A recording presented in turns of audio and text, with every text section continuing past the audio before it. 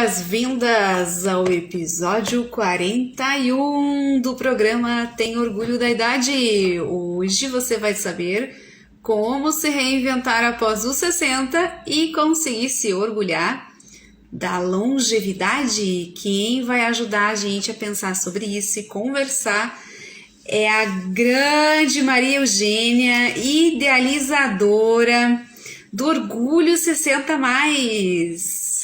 Então, compartilhe esse link, envie para aquelas mulheres que se interessam por esse assunto, que estão afim aí de, nesse final de tarde, final de semana, tomando seu chimarrão, seu café, seu chá, o que for, conversar com a gente aí, certo? Vamos aguardar a Maria Eugênia. Uma grande ativista da longevidade. Na verdade, a Maria Eugênia ela sempre esteve envolvida com questões ligadas à longevidade, né? Ela tem 63 anos, formação em análise de sistemas, onde ela atuou, a área que ela atuou desde 2014.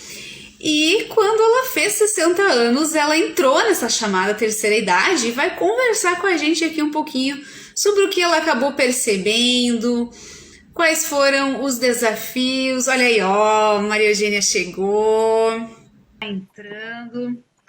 Oi, Maria Eugênia! Tudo bem? Tudo bem por aqui? Tá bom a imagem contigo? Uhum. Muito boa, o som também tá ótimo. Ah, que bom, prazer. Animada para essa conversa? Sim, prazer em estar aqui. Agradeço o convite, Juliana. É uma honra enorme. Você, uma grande revolucionária aí dos movimentos de longevidade. Desejamos muito a sua presença aqui. Obrigada. Eu estava esperando ansiosamente por você aqui. Que bom. Muito obrigada. Fico feliz em saber, Juliana. Com certeza. Você é uma das mais indicadas para falar com a gente sobre essa coisa de se orgulhar da idade, como encarar os 60, até porque você viveu na pele, né, Maria Eugênia? A gente que tem mais de 60 anos passou por uma porção de revoluções, né? A gente participou de vários movimentos de mudança de comportamento no mundo e tudo. E agora nós estamos vivendo a revolução da longevidade, como chamam, né? Que a gente tem que tirar certos mitos relacionados ao envelhecimento. Então, o meu propósito é esse, é mostrar pessoas ativas, produtivas, com 60, 70, 80 anos. Eu tenho conversado com pessoas de todas essas faixas etárias. E a gente fica muito feliz que pessoas jovens como você, Juliana, se interessem por nós, por esse assunto, né? Uma pessoa tão jovem falando de envelhecimento, a gente fica muito feliz em saber que as novas gerações se preocupam com isso, né? Sempre. E isso que você falou, Maria Eugênia, é um grande problema, né? Esses mitos em relação ao envelhecimento. E me uni a você nessa missão justamente por gostar muito de refletir sobre essas diferenças que às vezes mais atrapalham do que ajudam. E que bom que tu lembrou dessa questão de que não tem idade para se falar sobre isso, né? Eu hoje estou com 32 anos, o Instagram ajuda a dar assim, uns 10 anos a menos, né? Por causa das maquiagens e recursos que faz ali. Mas eu sempre gostei, desde os 21 anos, quando me formei na graduação, ainda antes, né? E não tem idade para se falar disso, né, Maria Eugênia? Não tem idade. Olha, veja só, na minha descrição aí ainda está 63 anos, mas eu vou completar 64 no próximo dia 25. Esse mês eu completo 64. Então você tem metade da minha idade, exatamente metade da minha idade. Isso aí. E você, se Deus quiser, vai chegar na minha idade até ultrapassar. Então é importante que você tenha, já que você escolheu essa profissão, falar sobre isso, né? Estudar sobre isso. E a gente agradece, porque precisa de pessoas que estudem sobre certos assuntos ligados ao envelhecimento para até ajudar a gente né? Eu acho que essa coisa do intergeracional eu acho muito bacana. Então, o jovem vai aprender certas coisas que vão nos ajudar e a gente, com a nossa experiência, pode ajudar o trabalho de vocês também, né? E eu acho que isso aí é que é importante na troca de gerações. É possível uma parceria, né? Esse eu vejo que é também um dos grandes problemas do pessoal que participa aqui dos programas do Envelhecer, porque muitos acabam reforçando mais as diferenças do que as parcerias e se acentua muito o distanciamento, né? Se acentua muito vários obstáculos, os mitos que você falou, e até certas formas, muitas vezes até enraizadas a serviço de marketing, a serviço de bombar a rede social, como a gente tem visto aí ultimamente sobre a palavra cringe, né? Não sei se você chegou a ver, Sim, sim. mas são coisas assim que se tornam um problema quando elas mais distanciam as gerações do que aproximam, né? Eu, sinceramente, eu vejo isso como uma brincadeira, porque eu acho que isso sempre existiu. Nas pessoas mais velhas falavam em mico, falavam em outros termos que queriam dizer a mesma coisa. Então, sempre tem não sei se é uma rivalidade ou o que que é uma brincadeira. Eu vejo isso como uma brincadeira. Eu não vira um problema quando torna-se um preconceito, né? De falar que os mais Isso. velhos não são capazes de aprender tecnologia, então isso é cringe. E não é Aham. verdade, não é verdade. Tem muitas pessoas. Eu, por exemplo, comecei a minha carreira trabalhando com tecnologia, mas eu tive que me reinventar porque aparecem tecnologias novas. Não é porque eu sou analista de sistema formada há 30 anos atrás que eu vou saber as tecnologias de hoje. Então, mas eu tenho uma certa facilidade em aprender, né? Não é que seja super fácil, mas a gente tem um pouco mais. Mas eu vejo pessoas que são totalmente leigas no assunto e que aos 60, aos 70 estão aprendendo a fazer seus blogs, graças à facilidade que tem agora nas redes sociais de você fazer um Facebook, um perfil no Instagram, as pessoas aprendem a mexer, né? Então, com 60, com 70, com 80, e isso é um preconceito, né? Então, essa coisa do cringe, quando vira um preconceito, um estereótipo, aí não é legal. Mas como brincadeira, eu não me importo, não. Se falar que eu sou cringe Você porque eu tomo café da manhã, não. Que diz que uma das coisas é isso, né? É cringe tomar café da manhã. dizem que é. E usar calça Você skinny. fala assim, então, Maria, do quanto que quando vira um pré-conceito, um estigma, um estereótipo, Isso. um carimbaço, uma ideia já pré-concebida, sem nem antes conhecer a Aí é pessoa. muito negativo, aí não é legal, né? Mas como brincadeira, eu me divirto, eu não ligo muito, não. Já é um grande passo, né? E tem outra coisa, assim, que vários, na verdade, vários problemas, vários desafios, mas o que você vê ao longo da tua trajetória que muito enriquece e nos dá como respaldo, porque a gente valoriza muito a experiência, o quanto que você, sendo o que a gente chamaria assim de uma ativista, você sempre combateu o idadismo, a ideia de que idade define muita coisa, usar a idade para desculpa para muita coisa. O que você foi percebendo que mais tem de problema nessas pessoas que têm dificuldade de se orgulhar da idade, que mais tem, na verdade, não conseguem, assim, maduras que não conseguem se orgulhar da idade, não conseguem se reinventar depois dos 60. O 60 acaba sendo para elas um marco muito desafiador, assim. Eu acho o seguinte, que dizer que tem orgulho da idade também não quer dizer que, assim, de glamorizar o envelhecimento. Eu acho que o envelhecimento, como todas as fases da vida, tem os seus desafios. Então, um adolescente tem os seus desafios, né? Com a mudança do corpo, com o conviver com os amigos, né? Com os pais, né? A diferença de gerações ali na hora do convívio do jovem, principalmente adolescente com adulto. Então, se você pensar, cada idade tem os seus desafios. E na maturidade também tem, no envelhecimento também tem. Então, não é dizer que não tem. Orgulhar-se da idade não quer dizer que não existe dificuldades e alguns problemas. Mas não é padrão para todo mundo. Tem pessoas que adoecem facilmente depois dos 60. Tem pessoas que não, que têm 70, 80, 90 e estão bem saudáveis. Claro que precisa ter cuidados. Então, isso também não pode ser desprezado, né? Porque tem gente que fala assim, então eu estou bem na minha velhice, então eu posso fazer o que eu quiser. Tem que ter seus cuidados. Então, exercício físico é importante, alimentação é importante. Então, na verdade, esses cuidados que precisa ter no envelhecimento são cuidados da vida toda. A vida toda a gente escutou que exercício físico é bom em qualquer idade. Alimentação saudável é bom em qualquer idade. Então, se você cuidou na sua adolescência, na sua juventude, você vai chegar no envelhecimento melhor. Se você não cuidou, ainda é tempo. Pelo menos isso é o que eu escuto de pessoas profissionais. Você é uma pessoa que talvez possa dizer melhor isso, mas o que eu tenho escutado é que em qualquer idade vale a pena começar os hábitos de vida para melhorar a qualidade de vida, né? Os hábitos saudáveis para melhorar a qualidade de vida. E as pessoas que têm dificuldade em aceitar isso é porque tem esse estigma de que chegou aos 60, a vida acabou.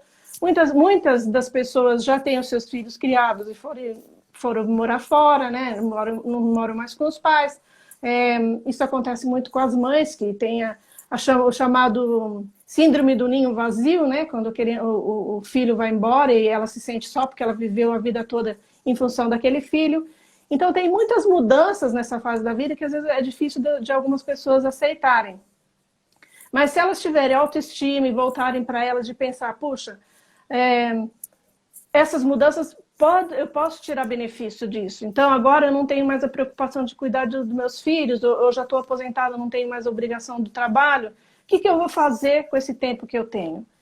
Se ela tiver uma boa ocupação, fazendo aquilo que ela gosta, se preocupando em se cuidar, eu acho que não tem por que dizer que não pode ter orgulho da idade. Eu acho que ter orgulho da idade é você respeitar toda a sua trajetória de vida e falar, puxa, quanta coisa eu já passei e cheguei até aqui, então eu posso ter orgulho de tudo que eu já vivi. Esse que é o propósito. Então, parece ser um desafio no sentido, assim, de que também tem lugar que foi dado à mulher, questões de gênero, da mulher que fica em função dos filhos, e que a síndrome do ninho vazio pode ser um dos desafios, um dos obstáculos, e que muitas vezes, e que isso tem muito a ver, a gente estava falando antes, com a feminilização do envelhecimento, né? O maior número de mulheres, cada vez maior conquistando a longevidade, em número disparado ao de homens, e justamente o gênero que mais é afetado assim, com obstáculos, desafios, e você me lembrou muito bem essa questão do síndrome do ninho vazio, porque ela diz de um grande desafio interno da mulher de não comprar mais o que a sociedade vende, né? De que o papel da mulher é ficar em casa e não centrar também na criação dos filhos. Isso vem muito da nossa cultura,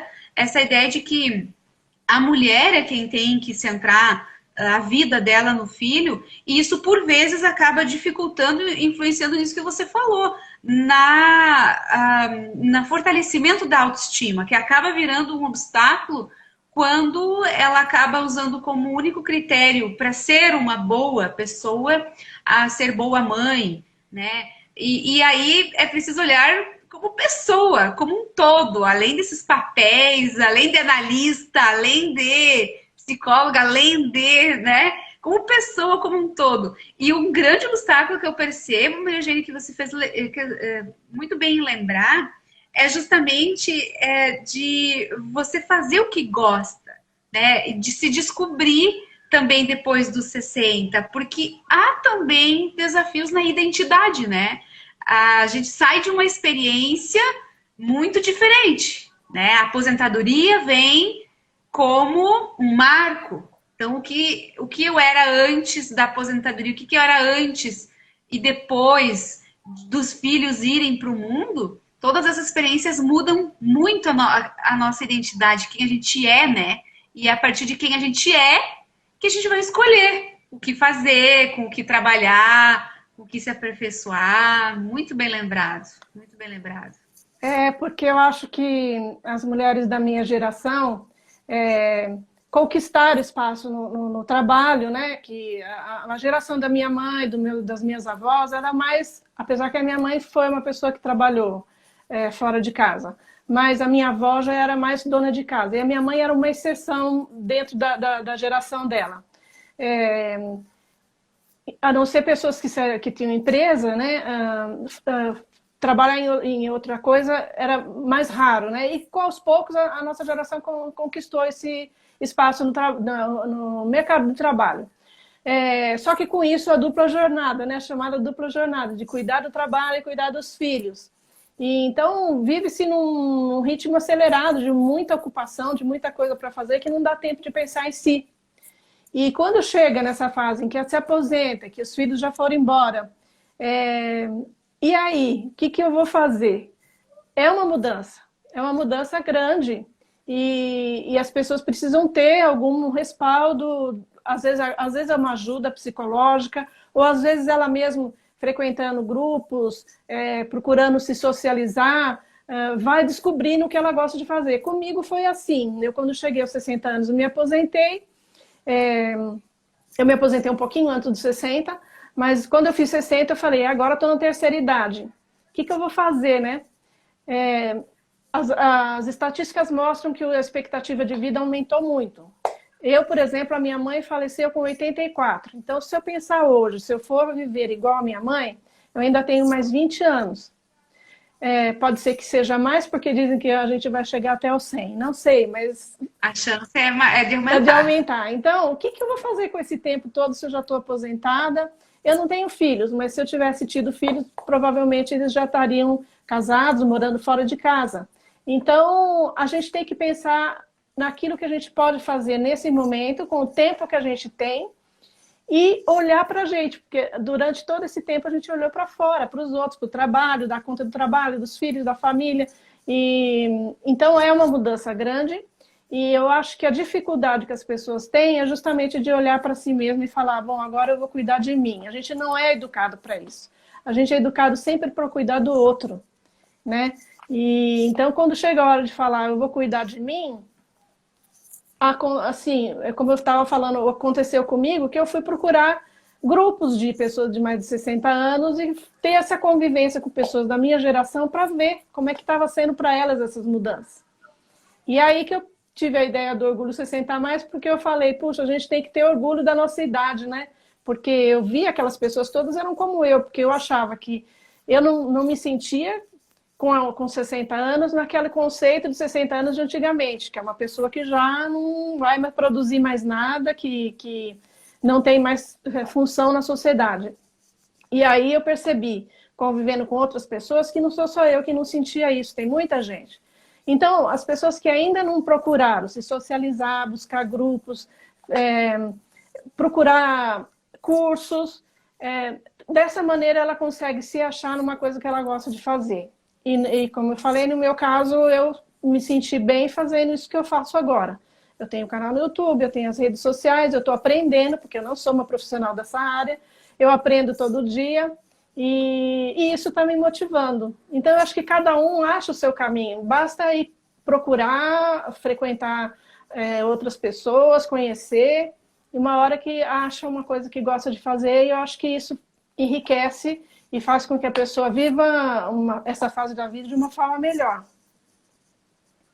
Então você diz que a pessoa acaba decidindo por ambientes que favoreçam a ela se reinventar, isso já é um grande diferencial. Você falou do quanto que ser uma exceção ajuda bastante, isso tem evidência científica, porque pela psicologia humanista a gente percebeu que quando a pessoa ela para de se comparar e de ser sempre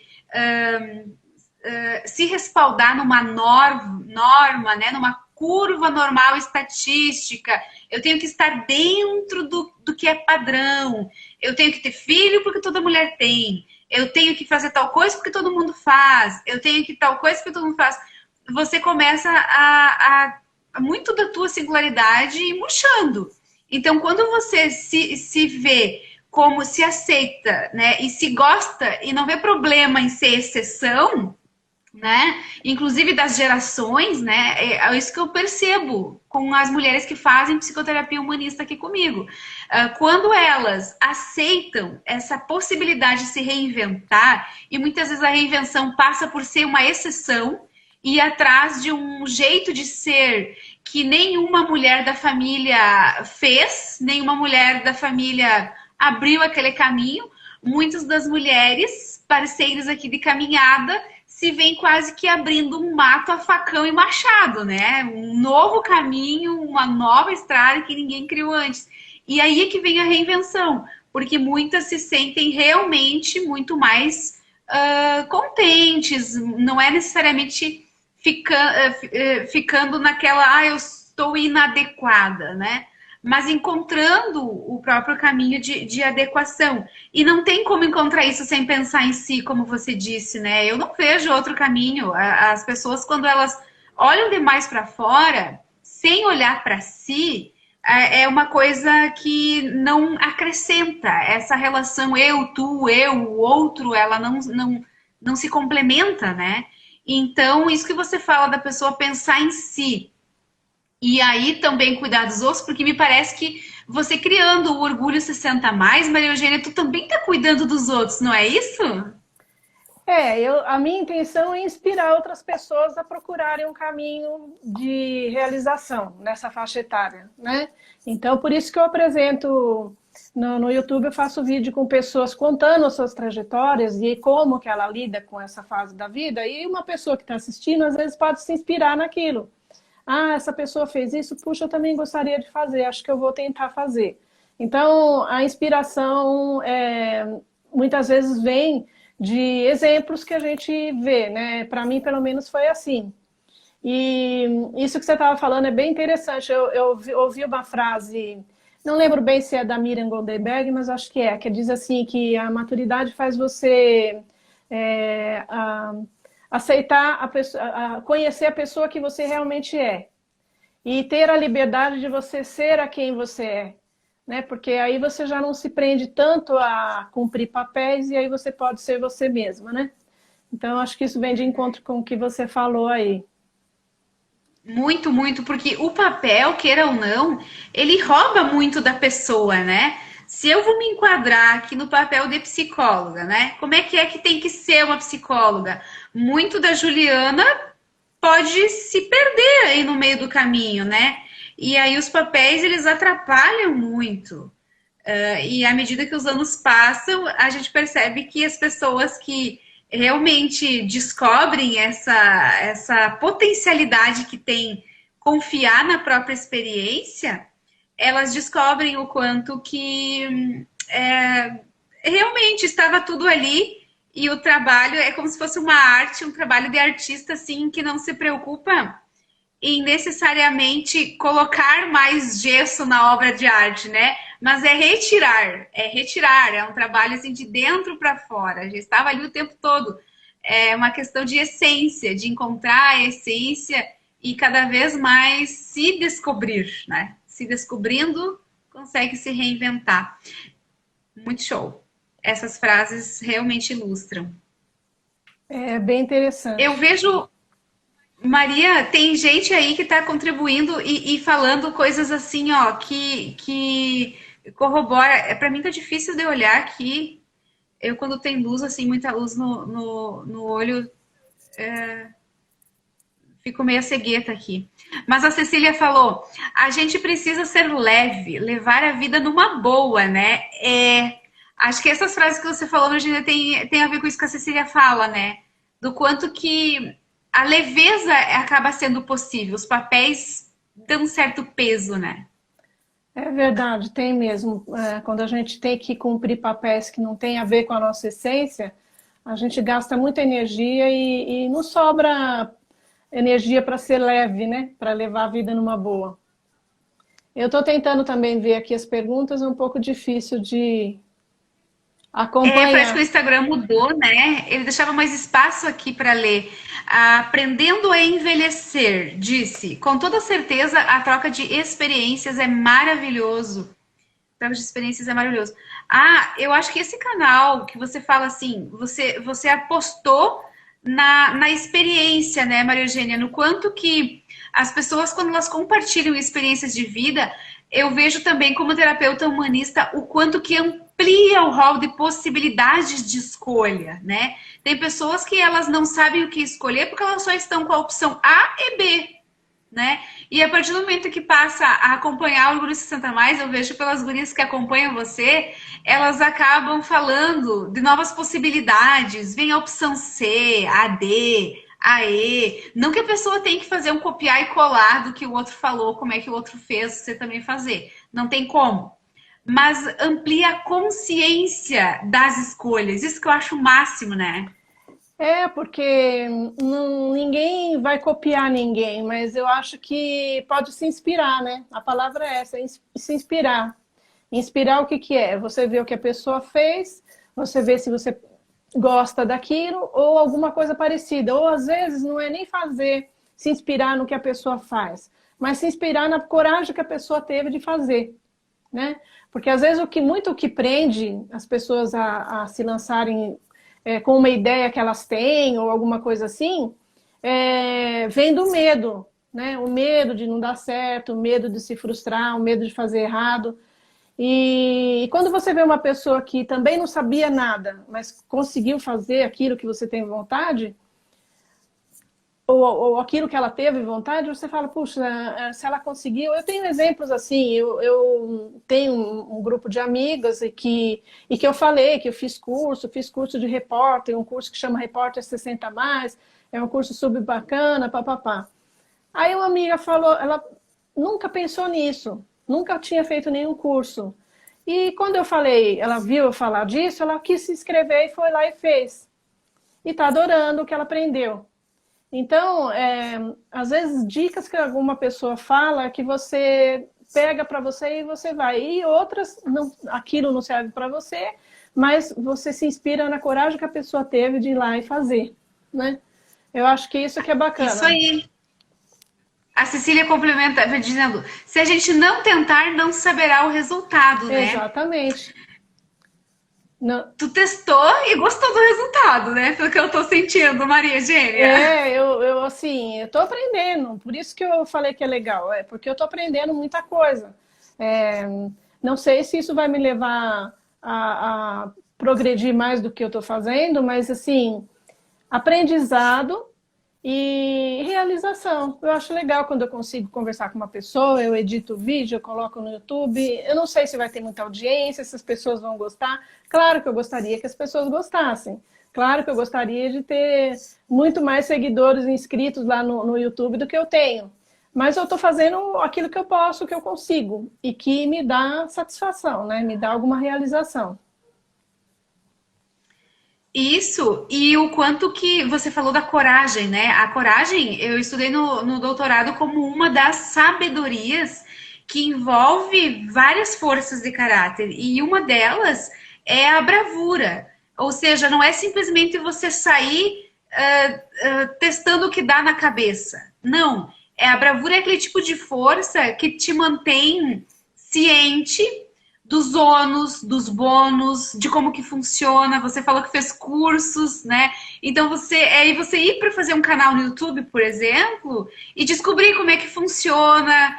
Pois tem essa história de inscritos, de não inscritos, quais são as regras desse mundo, né? Esse novo jeito de socializar. Então a bravura que compõe a coragem, ela diz muito disso, de você estar ciente dos riscos, dos benefícios, dos sucessos e fracassos, das possíveis metas, do quanto você te avalia em termos de recursos para aquilo, que habilidades você tem, que coisas você acha que pode dar conta, que coisas que você acha que não pode.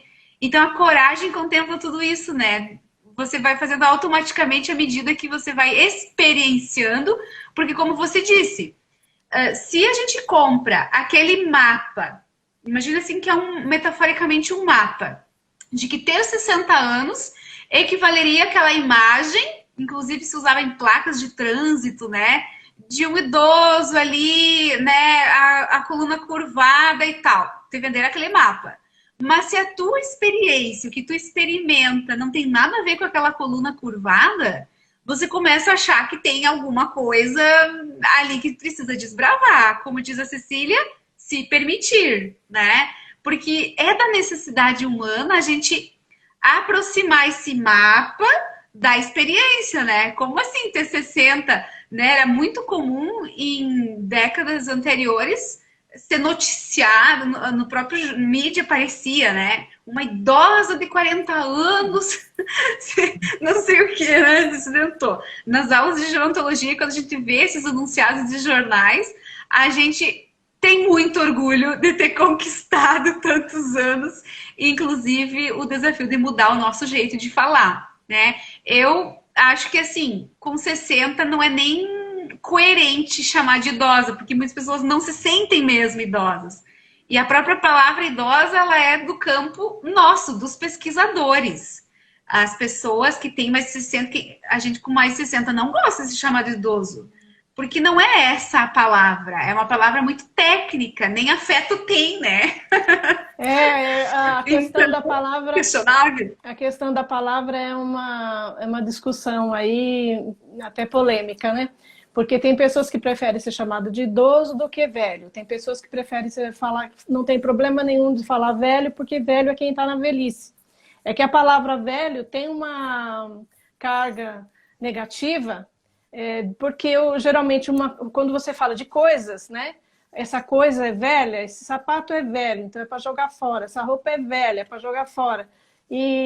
Mas a palavra velho, quando fala de pessoas, se refere a quem está na velhice. Então, muita gente tem essa discussão. Ah, não, a palavra velho não é legal. Ah, não, eu não me importo, pode ser a palavra velho, assim como fala jovem quem está na juventude, fala velho quem está na velhice. Tudo isso eu vejo como supérfluo, sabe? Eu acho que a palavra não me define. O que me define é a minha atitude, a minha maneira de ser. E existe a experiência. A experiência. Agora, tem pessoas agora que estão falando de longevo, né? Para não falar nem velho, nem idoso, fala longevo. Eu até tenho simpatia por isso, eu acho legal. Mas eu não me importo muito, não. Agora, você falou, né, sobre a bravura, a coragem e tudo. Também uma outra coisa que eu li outro dia que eu achei legal, que é assim, que a coragem não é ausência de medo. A coragem é você ir com medo mesmo, entendeu? E você tem justamente porque você tem medo é que você precisa da coragem para te empurrar. Porque senão a gente pensa assim, eu não tenho coragem de fazer isso porque eu tenho medo. Mas com medo mesmo eu faço. Então, por exemplo, se eu puder falar um pouquinho mais da minha experiência. Eu, quando comecei a fazer isso, o canal no YouTube e tudo, eu ainda não me sentia à vontade para aparecer de frente das câmeras. Então, o que eu fazia? E aí? Eu gravava depoimento das pessoas, eu ficava em off fazendo as perguntas, né? E eu editava um depoimento só a pessoa falando. Eu tenho visto vários programas de televisão que são assim, e eu achei que ficava legal. Mas aí veio a pandemia e eu não podia mais ir até as pessoas para gravar. Aí eu comecei a pedir para as pessoas espontaneamente mandar uma gravação para mim. Aí mandaram umas 6 pessoas conseguiram mandar, mas aí eu comecei a ter dificuldade porque tem gente que ou não sabe fazer ou não se sente à vontade de falar sozinha numa gravação, ela gosta de conversar. Aí eu me aventurei a fazer o bate-papo que eu faço agora, que aí eu gravo pelo Zoom, né? Que eu não posso mais, com a pandemia, a gente não pode mais ficar saindo para ir gravar, né? Então eu gravo pelo Zoom a conversa com a pessoa, depois eu edito e coloco. Então tudo isso para mim foi aprendizado, eu estou aprendendo até hoje, porque eu tive que me aventurar, apesar que eu tinha medo, né, de ficar na frente das câmeras e falar, e fui com medo mesmo, né? Então acho que eu tive um pouco de coragem aí. Mas não é fácil, não é fácil quer dizer, para mim não foi fácil logo de início. Eu tive que me treinar de fazer as coisas, né? E tô indo, por exemplo, live eu ainda não faço. Por vários motivos, mas um deles é porque eu ainda não sei se eu sei fazer direito, entendeu?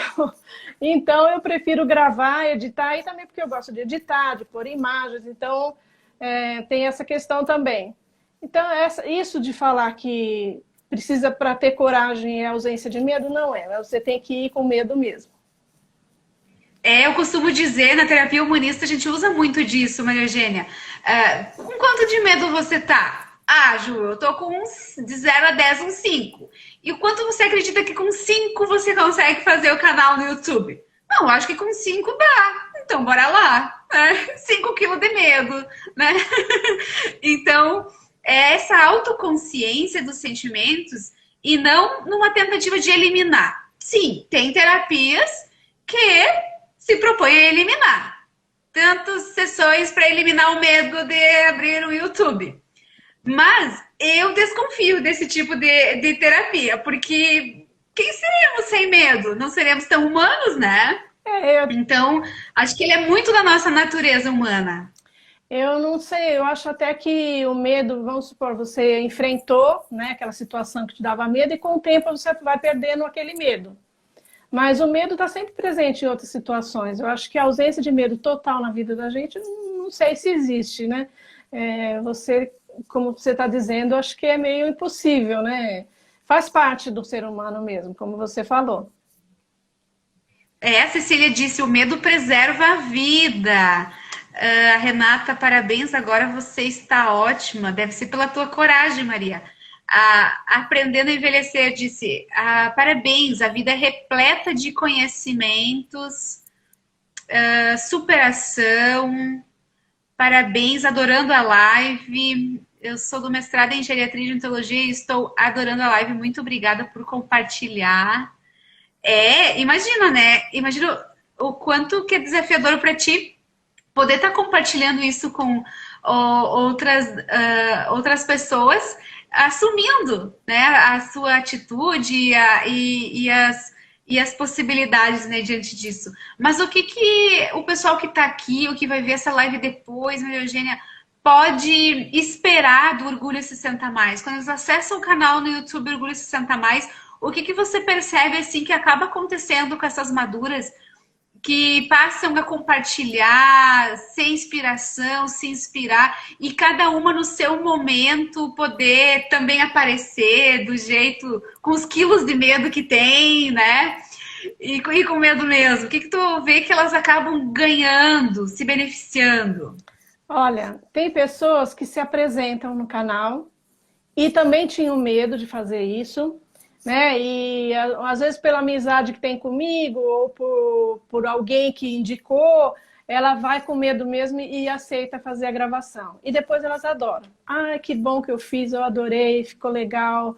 Eu não esperava que eu fosse ser capaz de falar. Então isso já é gratificante para mim. Outras pessoas, ao escutar a história, como eu falei, se inspiram e também têm motivação para fazerem alguma coisa que elas têm planos ou até ainda não tinha planos, mas se inspira naquilo, né?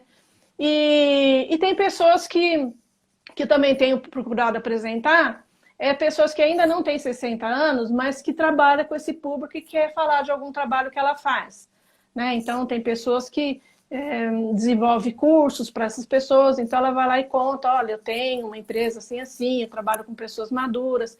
Então, nesse ponto, eu tento ser educativo, vamos dizer assim, de dar alguma informação educacional. E estou aí tentando parcerias e tentar fazer coisas maiores, mas no momento que eu tenho feito é isso, o que eu tenho sentido do público é isso, o retorno que eu tenho, ou a pessoa se gostou muito e acabou sentindo mais à vontade, né, de falar, poxa, eu não esperava que eu fosse ser capaz de falar como eu falei, e as que se inspiram mesmo nisso aí. Ser capaz, né? Isso é muito importante, porque quando a pessoa tem uma autopercepção de si já cristalizada, às vezes por ter ouvido alguém falar dela, você não é capaz de, e aquilo ficou enrijecido, ficou cristalizado quando ela testa, se experimenta, gosta de estar ali no canal contigo, ela também pode questionar esse autoconceito de si, né? O que para nós comprovadamente é a prova de autorrealização, quando a pessoa consegue se desprender de certos estereótipos até consigo mesma, né? E eu até acho, Maria Eugênia, a gente conversando aqui, o quanto que quando a pessoa se desfaz desses estereótipos da idade, ela também reflete isso para os outros, né? Também conseguiu fazer essa conversa da boca para dentro, consegue fazer da boca para fora, como se diz metaforicamente, né? É isso mesmo. Como eu falei, a geração dos meus pais, dos meus avós, envelheceram de uma forma diferente. Mas aquele estereótipo ainda continua. Então, a minha geração, 60, 70, já está quebrando isso e mudando. A sua geração já vai envelhecer de uma forma totalmente diferente, assim como a sua juventude está sendo de uma forma diferente. Porque as gerações anteriores prepararam certas coisas para vocês, vamos dizer assim. Não foi uma preparação consciente, mas de alguma forma a minha geração mudou comportamentos na sociedade que beneficiou a sua geração. E você está fazendo coisas, você vai fazer coisas que vai beneficiar as gerações posteriores à sua. Então, com certeza, você vai envelhecer de uma forma diferente do que eu estou envelhecendo, e os seus filhos, ou netos, ou as outras gerações já também vão ter, porque eu acho que a humanidade evolui nesse ponto, né? A gente vê muita coisa negativa na humanidade, ultimamente com todos esses acontecimentos que tem, mas a gente tem que olhar também os lados positivos. Eu acho que a humanidade sempre evolui, tanto você vê a tecnologia hoje, né, quanta coisa propicia, nós estamos podendo conversar aqui, imagine que alguns anos atrás isso era possível, ninguém imaginava. Então, tem coisas que são positivas na evolução da humanidade. E uma delas é o comportamento humano, a maneira de enxergar o envelhecimento, só que isso tem que ser uma coisa, dá trabalho, dá um certo trabalho. Dá muito, um certo trabalho. Dá muito, muito. E eu acredito tanto nisso que você falou, Maria Eugênia, que eu acho que a consciência, o jeito das atitudes das pessoas é capaz até sim da gente se adaptar no planeta Terra, se defender de um vírus exterminador que tem sim potencial para exterminar a raça humana, e graças às nossas atitudes, aos nossos comportamentos, a gente pode se defender, a gente pode evoluir, e acho que por isso que a gente conquista cada vez mais anos de vida, e com qualidade, principalmente porque considera muito mais as emoções, as atitudes, a pessoa como um todo, né? E, Maria Eugênia, tu acredita que já está terminando o nosso tempo? Nossa, passou rápido. Eu queria saber, que mensagem final você deixa para esse povo que está aí acompanhando nós, ó. Tem o Físio, RM, a Cecília, a Renata, Aprendendo a Envelhecer. Quem mais que entrou aqui? O Augusto, Magali, quem mais? Silvia, a Silvia Rezende, Michel, Maria Moreno. Nossa, um povo, eu nem estava percebendo aqui, tem que ir bem no cantinho para mexer. Enfim, todo esse pessoal que esteve aí com a gente nesse final de sexta, ou que vai ver depois a nossa live, né? Que mensagem você tem a deixar, Maria? Bom, o que eu posso dizer é... Por que eu tenho orgulho da minha idade? Eu tenho orgulho da minha idade porque eu já vivi muitas coisas, coisas boas, coisas difíceis. A Câmara de Vereadores é a Casa do Povo. Aqui são criados, votados e aprovados os projetos de lei que definem o rumo e o futuro do nosso município. A Câmara de Vereadores também exerce a função fiscalizadora, supervisionando as ações e decisões do Poder Executivo. Faça parte das decisões. Quando a comunidade participa, a cidade cresce. E as conquistas são de todos. Câmara de Vereadores de Passo Fundo.